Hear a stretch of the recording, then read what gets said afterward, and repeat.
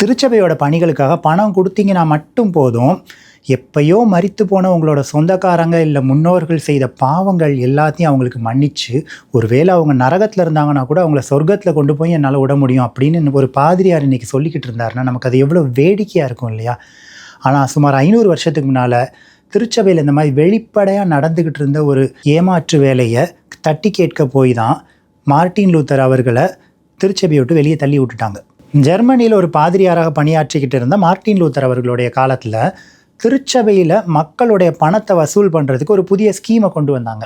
அதன்படி நம்ம இப்போ ஏதாவது ஒரு பாவம் பண்ணிட்டோன்னா அது என்ன பாவம்ங்கிறத ரொம்ப விளக்கமாக பக்கத்தில் இருக்கிற திருச்சபை பாதிரியார்கிட்ட போய் சொல்லணும்.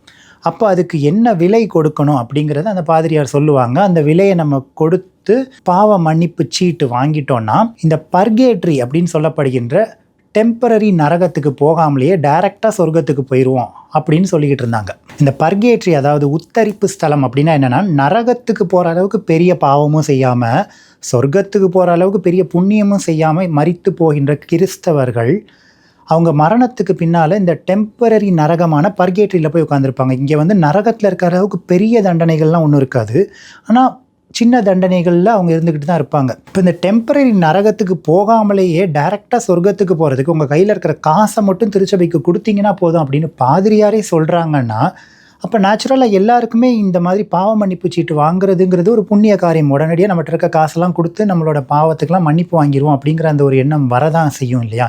இதனால தான் இந்த பாவ மன்னிப்பு சீட்டுங்கிறது ஐரோப்பா முழுவதும் ரொம்ப சாதாரணமான ஒரு விஷயமாக திருச்சபைகளில் நடந்துக்கிட்டு இருந்துச்சு அந்த காலத்தில். இப்போ தான் பண்ண பாவத்துக்காக பாவ மன்னிப்பு சீட்டு வாங்கிட்டு இனிமேலாவது பாவம் பண்ணாமல் இருக்கலாம் வாழலாம் அப்படின்னு ஒருத்தர் நினச்சா அவனையும் சும்மா விடுறதா இந்த திருச்சபை தலைவர்கள் அப்போ இல்லை. இப்போ நீ பாவ மன்னிப்பு சீட்டு வாங்கிட்ட, உன்னோட முன்னோர்கள் சொந்தக்காரங்க இவங்கெல்லாம் நிறையா பாவம் பண்ணிட்டு அப்படியே செத்து போய் அந்த பர்கேட்டரியிலேருந்து கஷ்டப்பட்டுக்கிட்டு இருக்காங்களே, அவங்களாம் உன்னோட சொர்க்கத்தில் இருக்கணும் அப்படின்ற விருப்பம் உனக்கு இல்லையா? அப்படி இருக்குதுன்னா அவங்களுக்காகவும் காசு கட்ட ஆரம்பி அப்படின்னு சொன்னாங்க. இந்த பாவ மன்னிப்பு சீட்டுங்கிற ஸ்கீமை மார்க்கெட்டிங் பண்ணுறதுக்காகவே ஒவ்வொரு ஐரோப்பிய நாடுகள்லேயும் ஒரு மார்க்கெட்டிங் ஆஃபீஸரெல்லாம் அப்பாயிண்ட் பண்ண ஆரம்பிச்சிருந்துருக்காங்க. அப்படியாக ஜெர்மனி நாட்டுக்கு மார்க்கெட்டிங் ஆஃபீஸராக அப்பாயிண்ட் பண்ணப்பட்ட ஒரு பாதிரியார் தான் டெட்சல். இவர் ரொம்ப நெகட்டிவான புகழ்பெற்ற ஒரு பாதிரியார் அந்த காலத்தில். இந்த டெட்சல் அடிக்கடி பயன்படுத்திக்கிட்டு இருந்த ஒரு புகழ்பெற்ற வாக்குமொழி என்னென்னா, நீங்கள் உண்டியலில் பணத்தை போட்ட அடுத்த வினாடியே பர்கேட்ரியில் கஷ்டப்பட்டுக்கிட்டு இருக்க உங்கள் சொந்தக்காரங்களுடைய ஆத்துமா சொர்க்கத்துக்கு பறந்து போகிறத நீங்கள் பார்க்கலாம் அப்படிங்கிறது. இது மட்டும் இல்லாமல் நீங்கள் கையில் நிறையா காசு வச்சுருந்தீங்கன்னா அதை வீண் செலவுலாம் பண்ணிடாதீங்க. இப்போவே நீங்கள் அடுத்ததாக பண்ண போகிற எல்லா பாவத்துக்கும் சேர்த்து பாவ மன்னிப்பு சீட்டை திருச்சபையில் வாங்கி வச்சுக்கோங்க. அப்பனா தான் நீங்கள் சொர்க்கத்துக்கு போகிறது உங்களுக்கு நிச்சயமாக இருக்கும். இப்படியெல்லாம் இவர் சொல்லிகிட்டு இருந்திருக்காரு. இந்த டெட்சல் சம்மந்தமாக ஒரு புகழ்பெற்ற பழைய கதை உண்டு.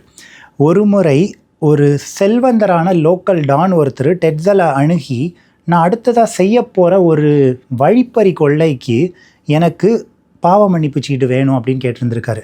அப்போது தன்னுடைய மந்த்லி டார்கெட்டை மீட் பண்ணணும் அப்படிங்கிற அந்த ஒரு அவசரத்தில் இருந்த டெட்சல் அது என்ன ஏதுங்கிறதெல்லாம் விசாரிக்காமல் வேகமாக காசை வாங்கி வச்சுட்டு அந்த பாவ மன்னிப்பு சீட்டை அவர்கிட்ட கொடுத்துட்டு கிளம்பிட்டார். அதுக்கு அடுத்ததாக டெட்சலே வீட்டுக்கு போய்கிட்டு இருக்கும்போது அவரையே வழிமறித்து அவருக்கு நல்லா மரண அடி கொடுத்து அவர்கிட்ட இருந்த பணத்தெல்லாம் அந்த லோக்கல் டான் பிடுங்கிட்டு போயிட்டாரு அப்படின்னு ஜெர்மனியில் இந்த கதை ரொம்ப பிரபலமாக இருந்துகிட்டு இருந்துச்சு. இந்த டெட்சல் அவர்கள் இவருடைய கடைசி காலங்களில் பணி நீக்கம் செய்யப்பட்டு நிறைய கரப்ஷன் சார்ஜஸ் ரொம்ப அவமானப்பட்டு தான் மரணம் அடைஞ்சார் அப்படிங்கிறது வரலாற்றில் நம்ம பார்க்கக்கூடிய ஒரு விஷயம். இப்போ மார்ட்டின் லூத்தர் அவர்களுக்கு இந்த பர்கேட்ரிங்கிற டெம்பரரி நரகத்தை பற்றின கேள்வி என்னன்னா, முதலாவதாக வேதாகமத்தில் இப்படி ஒன்று இருக்குதுங்கிறதுக்கான ப்ரூஃபே கிடையாது. ரெண்டாவது, இப்போ ஒரு மனுஷங்கிட்ட போய் நீ தப்பு பண்ணேன்னா நரகத்துக்கு போவ, நீ நல்லது பண்ணேன்னா சொர்க்கத்துக்கு போவ அப்படின்னு சொல்லலாம். அதை விட்டுட்டு நீ கிறிஸ்தவனாக கன்வெர்ட் ஆகிட்டேன்னா போதும், நீ நரகத்துக்கெலாம் போகவே மாட்ட, வேணும்னா இந்த டெம்பரரி நரகத்துக்கு மட்டும் போவ, அதுவும் போகாமல் இருக்கணும்னா நீ திருச்சபைக்கு பணம் கொடுத்தனாலே போதும் அப்படின்னு சொல்கிறது இந்த திருச்சபை வரலாற்றில் மிகப்பெரிய ஸ்கேண்டல், ஏமாற்று வேலை அப்படின்னு சொன்னார். இதனால் இந்த பர்கேட்ரி அப்படிங்கிற இந்த டெம்பரரி நரகம் சம்பந்தமான நம்பிக்கைகள் ப்ராட்டஸ்டன்ட் திருச்சபைகளை விட்டு பெரும்பாலும் நீங்கி போயிடுச்சு அப்படிங்கிறத நம்ம இந்த காலங்களில் பார்க்கலாம். ஆனால் இந்த நம்பிக்கை தான் நீங்கி போயிடுச்சே தவிர, என்னோடய ஊழியத்துக்காக நீ பணம் கொடுத்தேன்னா போதும், நீ என்ன பாவனாலும் செஞ்சுக்கோ, நீ சொர்க்கத்துக்கு போயிடுவ அப்படிங்கிற அந்த ஒரு போலியான வாக்குறுதிகளை கொடுக்கின்ற ஒரு சில தவறான போதனைகள் இந்த காலங்களில் இருந்துக்கிட்டு தான் இருக்குது.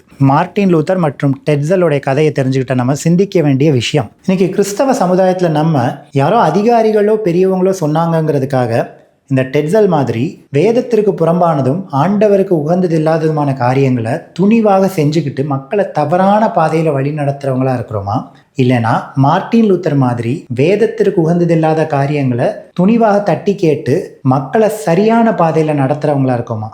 சிந்தித்து பார்ப்போம்.